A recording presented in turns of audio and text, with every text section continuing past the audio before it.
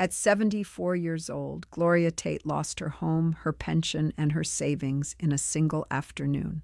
And the people who took them weren't strangers. They were her own children. While Raymond and Connie divided everything she had built over 5 decades between lawyers and signatures, they forgot about one thing. A small, weathered schoolhouse on Kettlebrook Road in Sycamore Falls that Gloria had purchased for $4,200 back in 1974. A building nobody had thought about in years. A building that was about to become the only thing that mattered. Before we jump back in, tell us where you're tuning in from, and if this story touches you, make sure you're subscribed, because tomorrow I've saved something extra special for you. The first sign that something was wrong came on a Wednesday in March, 2 weeks after Gloria's husband Bernard passed away from a stroke. She was sitting at the kitchen table in the house on Dunmore Avenue. The same house where she had raised 3 children, where she had sewed Halloween costumes at midnight and driven to baseball games at 6 in the morning, where she'd spent 38 hours of her life when Raymond walked in without knocking and set a folder down in front of her. "We need to talk about the finances," he said. He didn't sit down. He stood by the counter with his arms crossed, and there was something about his posture that made Gloria's stomach pull tight. Raymond was 49 years old, broad-shouldered, a property developer in Harrisburg, who wore his success the way some men wear cologne. You could smell it before he entered the room. He had his father's jaw and his father's habit of deciding things before he said them out loud. Connie came in behind him. She was 46, softer than her brother in appearance, but not always in intention. She sat down across from Gloria and folded her hands on the table and gave the kind of smile that doesn't reach the eyes. "Dad left things a little complicated," Connie said. Gloria looked at the folder but didn't open it. "What does complicated mean?" Raymond pulled out a chair and finally sat. He explained it the way he might explain a contractor dispute, calmly, with numbers, with the patience of someone who had rehearsed. Bernard's pension had a survivorship clause that, due to a form Bernard had apparently signed and never mentioned, defaulted to the estate rather than directly to Gloria. The estate, split 3 ways between the children, as Bernard's will stipulated, meant that the pension income would be managed collectively. Raymond had already spoken to an attorney. The house on Dunmore Avenue carried a mortgage that still had 11 years left. The life insurance had been smaller than anyone realized after Bernard's business debts were settled. "The cleanest solution," Raymond said, "is to sell the house, pay off the remaining debt, and divide what's left. We'd each get a share. Including you, Mom." Gloria sat very still. "You want to sell this house? It's the practical choice. I've lived here for 38 years, and the mortgage has 11 years left. On Social Security alone, you can't carry it." She looked at Connie, who looked at the table. What Raymond didn't say, and what Gloria only understood later, was that he'd already spoken to a real estate agent. He'd already had the house appraised. He had done all of this before sitting down at her kitchen table, before her husband had been in the ground for 2 full weeks. The following month happened in a fog. There were meetings with an estate attorney, a man named Gerald Pitt, who had a firm handshake and spoke mostly to Raymond. There were documents Gloria signed because her own grief made the words swim on the page, and because she had trusted her children her entire life, and because she could not yet fully believe that what was happening was actually happening. The pension income was placed in a managed account. The house went on the market in April. It sold in 6 days. Gloria's share of the proceeds, after the mortgage balance and the legal fees and the estate costs, came to $31,000. She was given 60 days to vacate. She told almost no one. Isaac, her youngest, was living in Auckland at the time, working as a marine biologist. She called him the night after the sale closed, and he was furious in the way that only someone far away and helpless can be furious, all heat and no ability to do anything with it. He wanted to fly home. She told him not to. She told him she had a plan. She didn't have a plan. What she had was a key. An old brass key on a ring she kept in the drawer of her bedside table, a drawer she had opened every single day for decades without thinking about what was in it. The key was to a building she hadn't visited in over 20 years, a 1-room schoolhouse on Kettlebrook Road in Sycamore Falls, about 55 miles southwest of Dunmore Avenue. that she had purchased in October of 1974 for $4,200 cash, using money she had saved from 4 years of teaching third grade before Raymond was born. She had bought it on instinct, the way young women sometimes do things that older women are not permitted to do, without asking permission, without explaining herself, without fully knowing why. The county had decommissioned it in 1971 when the new consolidated school opened. It had sat empty for 3 years before Gloria saw the listing in a local paper. She had driven out on a Saturday morning while Bernard was at a golf tournament, walked the property alone, and written a check. Bernard had called it her little folly. He wasn't unkind about it. He just never took it seriously. Because she had purchased it before their marriage with her own premarital savings, and because she had maintained it in a separate property trust her father had helped her establish, it had never been part of the marital estate. Raymond and Connie had known it existed the way you know a distant relative exists, technically distantly, without any feeling of relevance. They had not included it in the estate proceedings. They had not thought about it at all. On the last morning in the house on Dunmore Avenue, Gloria packed 2 suitcases and a box of photographs. She left the furniture because it had been sold with the house, part of the staging agreement Raymond had arranged. She stood in the kitchen doorway for a long moment and looked at the room, the window above the sink where she had watched 3 children grow up in the backyard, the place on the wall near the refrigerator where she had marked their heights in pencil, the marks she had painted over in 1999 and regretted ever since.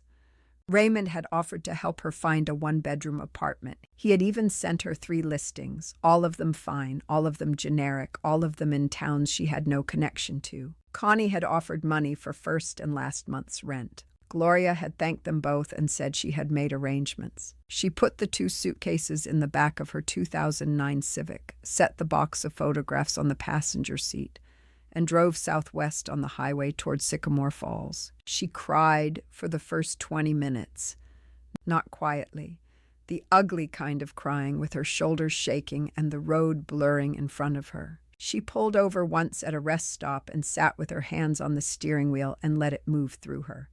Then she wiped her face, pulled back onto the highway, and kept driving. She had $31,000 in a savings account, a 16-year-old car, 2 suitcases, and a key to a building she hadn't stepped inside since George W. Bush's first term. Raymond had told her she would regret not taking the apartment. He had set it at the curb, arms crossed in that same posture, watching her load the car. "You're being stubborn, Mom. That's all this is." Gloria had closed the trunk and looked at her son, this man she had carried and raised and loved the full length of her life. "I know what I'm doing, Raymond." She wasn't entirely sure that was true, but she knew one thing he didn't, that there was a building on Kettlebrook Road with good bones and a history and her name on the deed, and that she had been underestimated by people who should have known better, and that she was 74 years old, with enough time left to prove every single one of them wrong. She drove the rest of the way without stopping. Kettlebrook Road was the kind of road that GPS systems gave up on. It wasn't on any of the newer maps. Gloria had to pull over twice to check the handwritten directions she'd copied from an old county property record she'd requested 3 weeks earlier, back when she was still living on Dunmore Avenue and still half convincing herself she might take Raymond up on the apartment listings. She had not taken Raymond up on the apartment listings. The road turned to gravel about a mile past the Sycamore Falls town limit, cutting between 2 fields that had gone to wildflower and high grass. It was late April, and the light was doing that particular late afternoon thing where it goes gold and flat across open land. Under different circumstances, it might have been beautiful. Gloria was too tired to decide. She almost drove past the building. It sat back from the road maybe 40 feet, half hidden behind 2 oak trees that had grown considerably since 1974. The structure itself was smaller than she remembered. 1 story, wood-framed white paint that had gone the color of old teeth, a pitched roof with a rusted weather vane on top that had frozen in place, pointing southeast. The front steps were stone, 4 of them, cracked down the middle by decades of frost heave. A hand-painted sign above the door that read Sycamore Falls District School, Number 4, had lost most of its letters. It now read essentially SCREFASDCTSOLO 4. Gloria sat in the car for a full 5 minutes before she got out. She had the key in her coat pocket. She walked to the front steps, tested the first one with her foot, decided it would hold, and went up. The door was a heavy wooden thing with an iron handle, the kind of door built in an era when buildings were expected to last. She fit the key in the lock. It resisted, the way locks do after years of no use, and for a moment she thought it might not turn at all. Then something gave, and the door swung inward. The smell came first.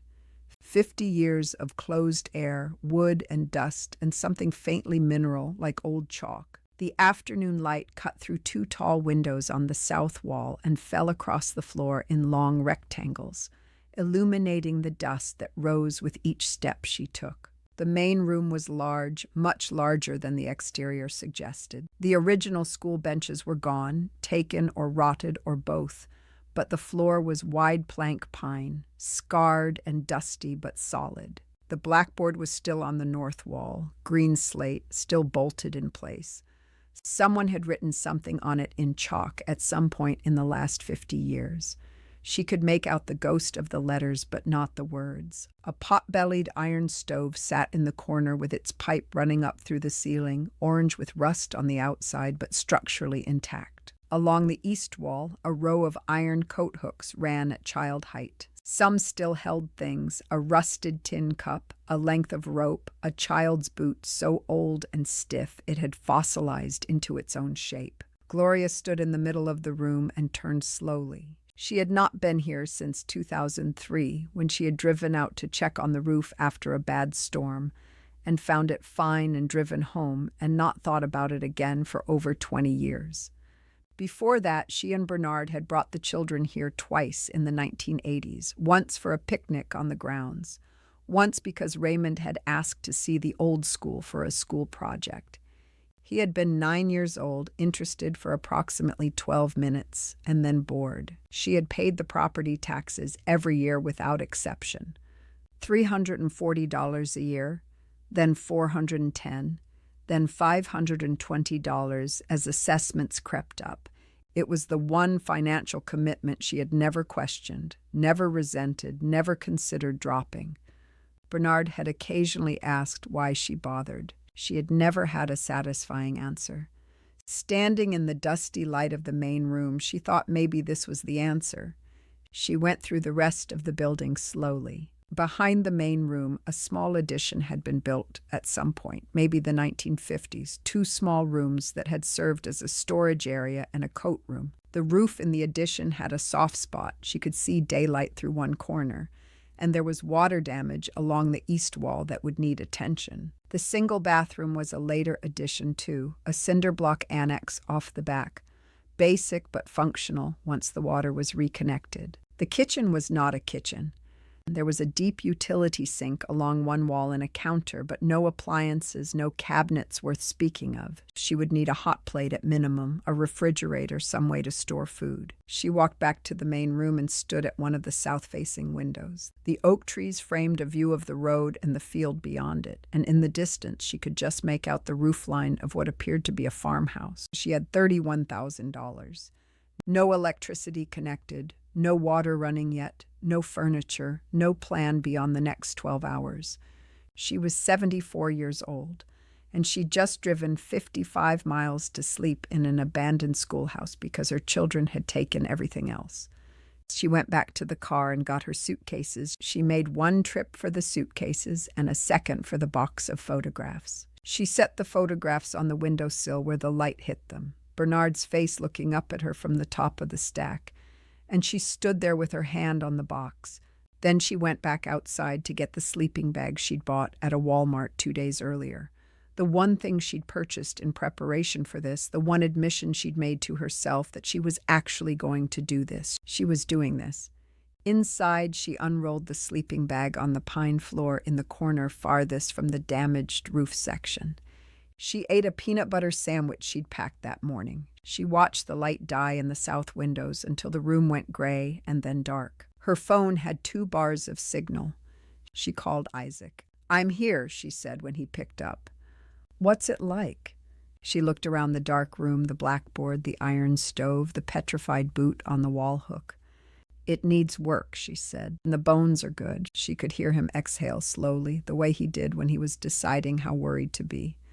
"Are you okay, Mom? Really?" Gloria thought about that honestly. Her back ached from the drive. The floor was going to be brutal. She had no idea what she was doing in any practical sense beyond tomorrow morning. "I think so," she said. "I think I might actually be okay." She wasn't certain, but for the first time since Raymond had set that folder on the kitchen table in March, she wasn't afraid. That felt like enough to start with. Gloria woke the next morning with her hips screaming and a cardinal outside the window carrying on like it had something urgent to resolve. She lay on the sleeping bag for a moment and stared at the ceiling. The plaster up there was cracked in a long diagonal line from the northeast corner toward the center of the room, the kind of crack that had been there for decades and wasn't going anywhere fast.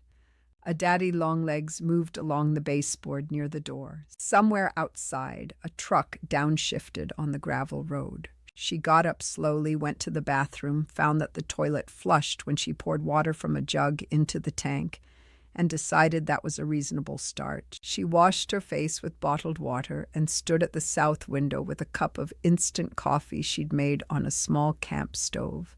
And she looked at the field across the road and the oak trees dripping with the previous night's dew. She had a list. She was a woman who had always worked from lists, and she had written this one on the back of a Walmart receipt the day before she left Dunmore Avenue. Electricity, water reconnection, roof patch, phone signal booster or a different carrier, food storage, a real bed, or at minimum a cot. She was reading the list for the 3rd time when she heard footsteps on the stone steps outside. The knock was firm, 2 raps, not tentative. Gloria opened the door to find a woman about her age, maybe a year or 2 older, standing on the top step holding a loaf of bread wrapped in a dish towel. She had close-cropped silver hair, reading glasses pushed up on her forehead, and the kind of face that had spent a lot of years outdoors. "Ruth Andrade," the woman said. "I'm at the farmhouse down the road, the yellow one. I saw your car last night and figured you weren't a vandal because vandals don't drive 2009 Civics." She held out the bread. "I baked this morning. Plain white, nothing fancy." Gloria took the bread. "Gloria Tate, I own this building." "I know. I've been watching it sit empty for 20 years. Ruth looked past her into the main room without being rude about it the way neighbors do. "You planning to live here?" "That's the plan." Ruth nodded once, the way people do when they've already decided not to make a fuss about something. "You've got no power and no running water." "I know." "My nephew does electrical work. He's not cheap, but he's honest, which is rarer. You want his number?" Gloria looked at this woman who had walked down a gravel road with a loaf of bread within 12 hours of a stranger arriving, and felt something loosen slightly in her chest. Some knot she hadn't realized she'd been holding since March. "Yes," she said. "I'd like that very much." Preparing and narrating this story took us a lot of time, so if you are enjoying it, subscribe to our channel. It means a lot to us. Now back to the story. Lena Cho found her through Ruth. Lena was 34, a first-year teacher at Sycamore Falls Elementary, who had moved from Philadelphia 6 months earlier and was still finding her footing. Ruth had mentioned Gloria at some town gathering, apparently described her as the woman fixing up the old school on Kettlebrook, and Lena had shown up one Saturday with a box of seedlings she'd started indoors and nowhere to plant them. "Ruth said you might have some ground," Lena said, standing at the door with the box, looking slightly uncertain about whether this had been a good idea. "I have plenty of ground," Gloria said. "Come in." They planted the seedlings along the south wall of the building where the sun hit longest, tomatoes, peppers, 3 kinds of herbs. Lena knew what she was doing in a way Gloria didn't yet, and she explained things without being condescending about it, which Gloria appreciated. They worked for 2 hours and then sat on the stone steps with cold water and talked about teaching. Gloria had taught third grade for 4 years before Raymond was born, a fact she rarely mentioned because it felt like something from another person's life. Lena listened with genuine interest, asked questions, wanted to know what had changed and what hadn't in a classroom. By the time Lena left that afternoon, she had agreed to come back the following Saturday. She came back that Saturday and the one after that. Reverend Obi ran the small AME church in Sycamore Falls, a white clapboard building on the main road that Gloria had driven past twice without stopping. He came to her, not the other way around. He stopped his car one morning when he saw her and Cecil working the grounds and got out and introduced himself with the easy confidence of a man who had introduced himself to strangers his entire professional life. He was in his early 60s, Nigerian-born, with a formal bearing that softened when he smiled, which was often. He asked what she was doing with the building, and she told him she wasn't entirely sure yet, and he said that was fine, that most good things started that way. He invited her to Sunday service, and she went twice and liked the singing enough to go a third time. After the third Sunday, standing in the church parking lot in the October light, Reverend Obi said, "The congregation has been looking for somewhere to hold the winter skills workshop. We used to use the VFW hall, but they've closed it for renovations." Gloria looked at him. "What kind of skills workshop?" "Canning, quilting, basic home repair. Things people used to know and have stopped knowing. We do it every January." She thought about the main room of the schoolhouse, its wide pine floor, its slate blackboard, its 16 feet of wall space on the north side. She thought about all those iron coat hooks at child height still holding their rusted tin cup and their petrified boot. "Tell me more about that," she said. The January workshop was Reverend Obi's idea, but it became Gloria's project in the way that things become yours when you're the one who shows up every day. She spent November and December getting the main room ready. Darnell came back and added 4 new circuits and proper overhead lighting. Cecil built 2 long workbenches from reclaimed lumber he had stored in his barn, the kind of benches that could hold a canning setup on one end and a sewing machine on the other. Ruth contributed a second-hand industrial shelving unit she'd had in storage. Lena painted the walls, not white, which had been Gloria's first instinct, but a warm ochre that caught the morning light and made the room feel like it had always been inhabited. Gloria bought a proper bed in November and moved the cot to the storage room. She found a kitchen table at an estate sale for $40 and 2 mismatched armchairs at a church rummage sale, and a floor lamp that didn't match anything but gave good reading light. The schoolhouse was not comfortable in any magazine sense of the word. The floors were still bare pine, the windows still drafty on the north side, the bathroom still cinder block. But it had stopped feeling like a building she was camping in and started feeling like a place where she lived. Franklin Booker showed up in December. He was there because of Cecil, the way most people seem to arrive on Kettlebrook Road, through someone who already knew someone. Cecil had mentioned to Franklin, who ran a small woodworking operation out of a converted barn 2 miles east, that the schoolhouse needed its window frames repaired before winter made the draft situation critical. Franklin had come to look at the frames and stayed 3 hours, not because the job was complicated, but because he and Gloria ended up talking. He was 69, widowed 6 years earlier, with large, careful hands and a habit of measuring things twice before he touched them. He fixed 4 window frames that first visit and said he'd come back for the other 3 when he had the right materials. He came back the following week, and the week after that. By the time January arrived, the schoolhouse on Kettlebrook Road was warm, lit, and ready. The first workshop drew 14 people. Reverend Obi had put up flyers at the church and the grocery and the barber shop on Main Street. They came on a Saturday morning in weather cold enough to see your breath, carrying covered dishes and tool bags, and in one case, a hand-cranked pasta maker that nobody had asked for. But that turned out to be a significant contribution to the afternoon. Gloria stood at the front of the main room and looked at the people filling her space. Older women who knew how to can and had come to teach it. Younger ones who had never tried and had come to learn.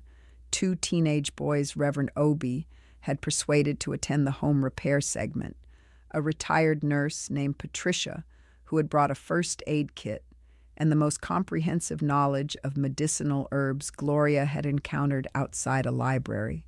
She had not planned to say anything formal, but Reverend Obie looked at her expectantly from the back of the room, and 14 faces turned toward her, and she heard herself say, "This building was a school for over 60 years. I figure it's not done teaching yet." That got a laugh, and then something warmer than a laugh, and then people got to work. The canning section ran until noon. Patricia took over the north end of the room with her herbs and drew a crowd that didn't thin for 2 hours. The home repair segment, which Cecil led with the teenagers drafting reluctantly behind him, produced a repaired door hinge, a patch section of drywall, and one minor incident with a drill that resolved without injury. Lena taught a seedling starting class to 4 people in the kitchen area, using the same techniques she'd used with Gloria the previous spring. By 3 in the afternoon, the room smelled like beeswax and tomato and sawdust and coffee, and nobody had left yet. Gloria moved through the room, refilling cups and learning names and noticing things. A woman named Dolores who drove 20 minutes from the next town over because she'd heard about it from her pastor. 2 sisters in their 80s, Vera and Agnes, who had been canning together since the 1970s and who corrected each other's technique with the affectionate irritation of people who have spent too long being right about the same things. A young father named Marco who had come for the home repair segment and stayed for everything else, and who, when Gloria asked what had brought him, said simply, "My kid starts kindergarten in September. I want to know how to do things." She thought about that answer for a long time afterward. The workshop ended at 4:30. People stayed until 6. When the last car pulled out of the gravel lot, Gloria stood in the doorway of the schoolhouse and looked at the cleared grounds and the oak trees and the road going quiet in the winter dusk. Ruth appeared at her shoulder. "Same time next month." Gloria looked at her. "Same time next month." Franklin came back in February with the right materials for the remaining window frames and a thermos of coffee he didn't offer to share until Gloria pointed out she could smell it from across the room. He laughed at that. It was an easy laugh, the kind that didn't need an audience or a build-up. He poured her a cup in the spare lid of the thermos, and they stood at the north window while he assessed the frame, and she held the coffee, and the morning light came in flat and cold across the pine floor. He worked carefully and without much talk, which Gloria respected. She had spent enough years around people who filled silence because they were afraid of it. Franklin didn't seem afraid of much. He fitted the new frame, checked the seal twice, planed a small ridge that was catching the sash, and had the window moving smoothly in under 2 hours. Then he put his tools away and accepted a proper cup of coffee at the kitchen table, and they talked for another hour about things that had nothing to do with windows. He told her about his wife, Carol, who had died of pancreatic cancer 6 years earlier after a diagnosis that gave them 4 months, and delivered on that timeline with brutal accuracy. He talked about it the way people do when they've had enough time to carry the weight without being crushed by it, directly, without performance, acknowledging it as a fact of his life rather than the whole of it. Gloria told him about Bernard, about the stroke that had taken him without warning, about the weeks afterward that she could still only remember in fragments. She told him about Raymond and Connie, about the folder on the kitchen table, about the 60 days to vacate. She hadn't told that story in full to anyone except Isaac, and she noticed as she told it that her voice stayed even throughout, which surprised her. Franklin listened without interrupting, which was rarer than it should have been. When she finished, he said, "Your own kids." "My own kids?" He was quiet for a moment. "I'm sorry, Gloria." She shook her head. "I'm past the sorry part. I'm in the what now part." He smiled at that. "How's the what now part going?" She looked around her kitchen, the hot plate and the mismatched cups and the estate sale table and the window he'd just repaired, letting in the clean February light. From the main room, she could hear Ruth and Lena moving furniture in preparation for the February workshop the following Saturday. Outside, Cecil's truck was parked at the edge of the cleared grounds where he'd been working on a drainage issue near the east fence. "Better than I expected," she said, and she meant it. Franklin started coming around without the pretext of repairs, though he was useful enough that he never entirely ran out of reasons. He built Gloria a proper set of kitchen shelves in March, using oak he'd milled himself, fitted them to the wall over 2 Saturdays, sanded them to a finish that was smoother than anything else in the building. He came to the February workshop and the March one, set up quietly in a corner with his woodworking tools, and taught anyone who wanted to learn how to cut a dovetail joint. 3 people wanted to learn. By the end of the session, 2 of them had managed a passable one, and the third had decided carpentry was not her calling, but stayed anyway because the conversation was good. In April, he brought Gloria a small wooden box he'd made from a piece of walnut he'd had in his shop for years. Waiting, he said, for the right thing to make with it. The lid fit with that particular snug precision that good joinery has, the kind you can feel before you hear it close. She turned it over in her hands for a long moment. "Franklin, this is beautiful." "It needed to exist," he said, which was not quite an explanation but felt like enough of one. Their friendship had the quality of things built slowly from good materials. Nothing rushed, nothing performed. He knew how she took her coffee after 2 visits. She knew he had a bad left knee that he managed by never mentioning it and occasionally sitting down mid-task on whatever surface was available. He knew she was still angry at Raymond in a way that coexisted with loving him, that the 2 things sat in her chest simultaneously, and she had stopped trying to resolve them into one feeling. She knew he drove 40 minutes each way to visit his daughter in Lancaster every other Sunday, and that he sang along with the radio and was embarrassed about it.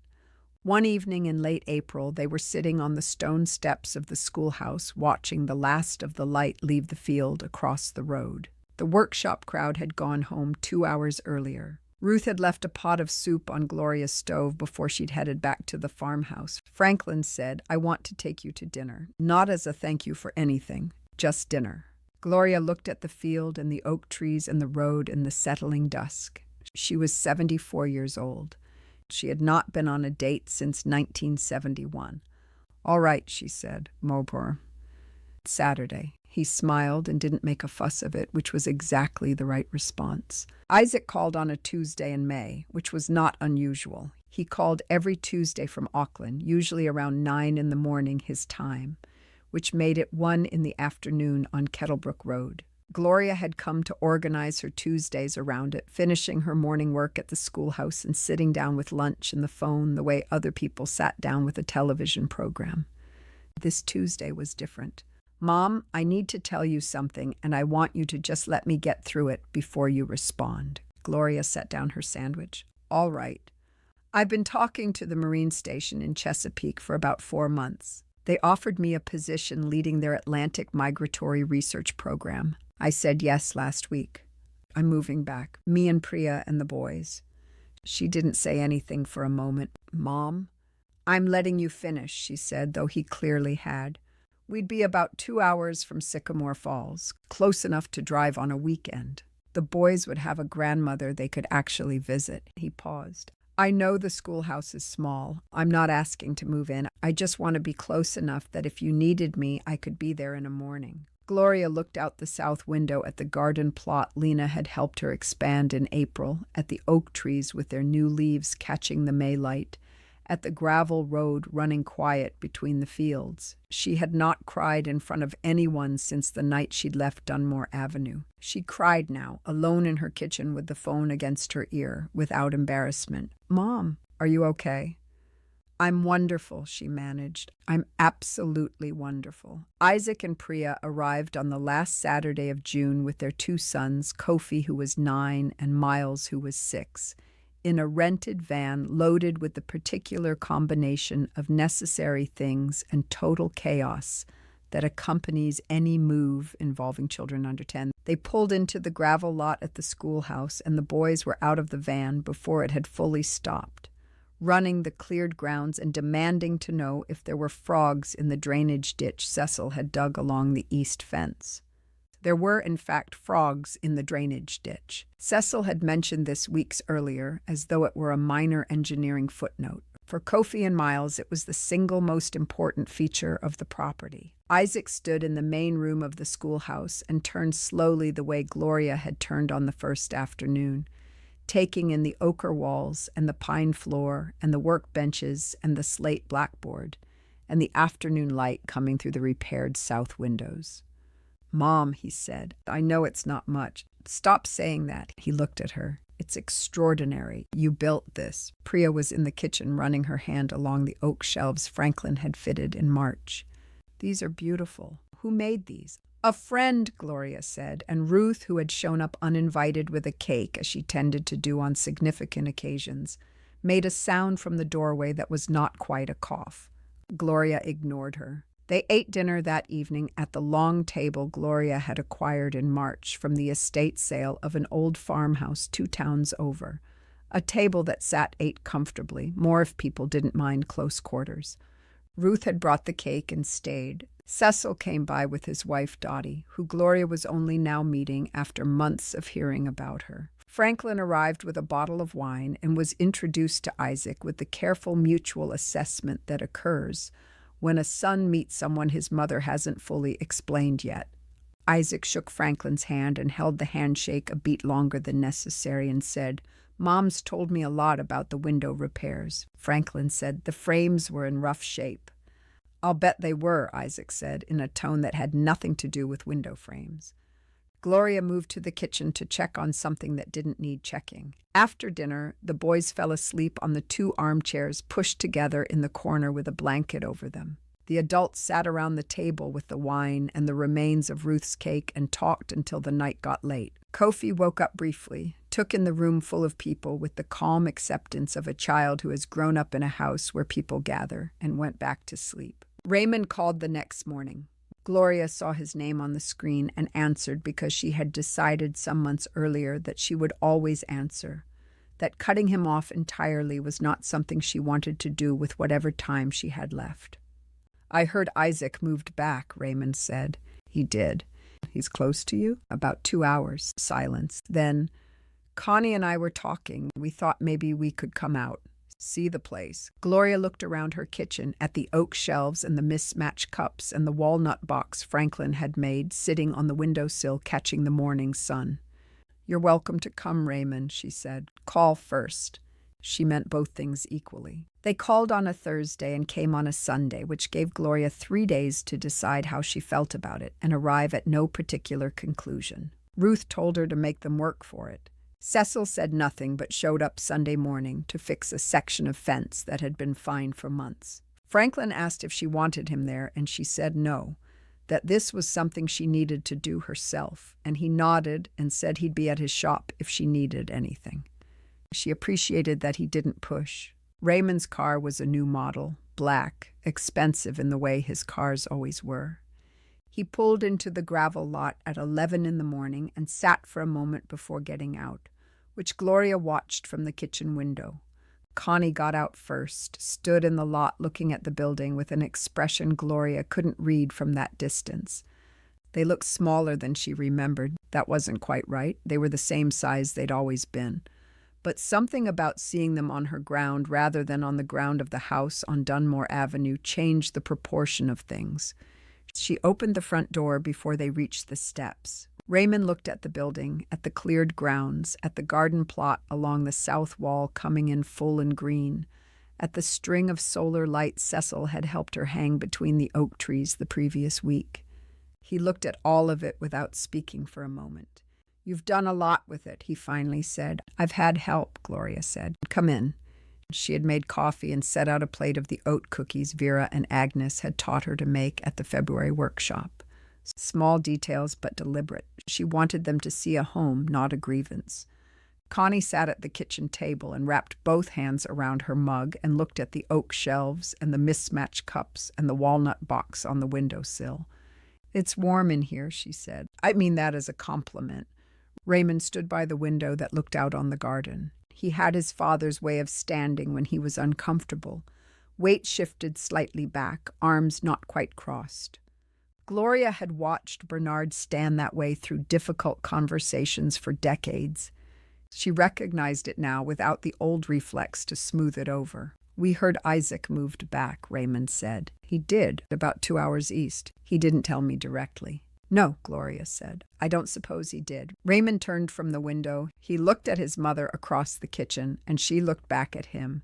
And they both understood that there was a version of this conversation that could go on for hours and resolve nothing, and a shorter version that might at least clear some of the air. Raymond chose the shorter version. I handled things badly after Dad died, he said. It came out like something he'd rehearsed, but she thought the feeling behind it was real. The timing, the way I approached it, I was thinking about the finances and I wasn't thinking about you, and that was wrong. Gloria looked at him for a long moment. Connie was very still across the table. You filed paperwork 2 weeks after your father's funeral, Gloria said. You had the house appraised before you sat down at my table. Those aren't things that happen by accident, Raymond. No, he said, they don't. The silence held for a few seconds. I'm not interested in relitigating it, Gloria said. The house is sold. The money is what it is. I've made something here, and I'm not going back to that conversation every time I see you. But I need you to understand what you did, not just regret the outcome. Raymond nodded slowly. It wasn't a full accounting. It wasn't everything she might have wanted from him in a different version of events. But it was something. And Gloria had lived long enough to know the difference between what people could give and what you wished they could give. Connie said, Can I see the rest of the building? Gloria showed them the main room, the workbenches, the slate blackboard, the coat hooks still holding their tin cup and their petrified boot. She told them about the workshops, about Reverend Obie, about Vera and Agnes correcting each other over canning jars. She told them about Cecil and the tractor and the Tuesdays.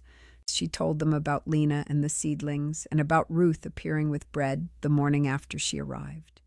Raymond listened with something on his face she hadn't seen there in a long time. She thought it might be the particular expression of a person revising an assumption. You're happy here, he said. It landed more like a discovery than a question. I am, Gloria said. I thought... He stopped, started again. I thought you'd struggle. I told myself the practical thing was the right thing and that you'd see that eventually. I know you did. He looked at the blackboard, at the ghost words in chalk. I was wrong about that.